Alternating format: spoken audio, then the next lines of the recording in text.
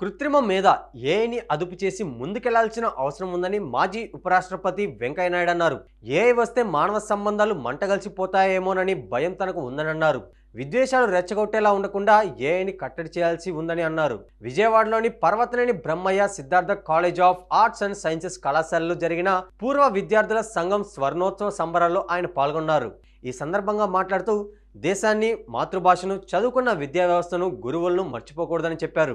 మన కట్టు బొట్టుకు ప్రాధాన్యత ఇవ్వాలని, తెలుగు భాష గొప్పతనాన్ని ప్రపంచానికి చాటి చెప్పాలని అన్నారు. యువత పరిశోధనలకు ప్రాధాన్యత ఇవ్వాలని సూచించారు. సామాజిక అంశాలపై అవగాహన పెంచుకోవాలని కూడా అన్నారు.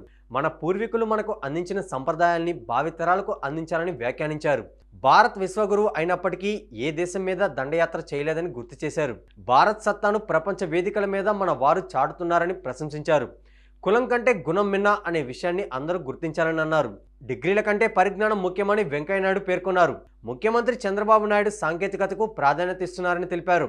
భవిష్యత్తులో చాలా రంగాల్లో ఉద్యోగాలు పోయే అవకాశం ఉందని, దీని గురించి మాట్లాడాల్సిన అవసరం ఉందని వెంకయ్యనాయుడు అభిప్రాయపడ్డారు. రాజకీయాల్లో నాయకులు బూతులు విపరీతంగా మాట్లాడుతున్నారని, గత ఎన్నికల్లో బూతులు మాట్లాడిన వారు ఓడిపోయారని వెల్లడించారు.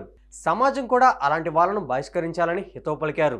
రామాయణాన్ని అన్ని పాఠ్యపుస్తకాల్లో పొందుపరచాలని అన్నారు. తల్లిదండ్రులు, ఇంట్లోని పెద్దలు తమ పిల్లలకు ఎక్కువ సమయం కేటాయించాలని వెంకయ్యనాయుడు సూచించారు. విద్యార్థులు, యువత ప్రతి దానికి గూగుల్ మీద ఆధారపడుతున్నారని, కానీ వారు దీనిని పక్కన పెట్టి బుర్రకు పని చెప్పాలని సూచించారు.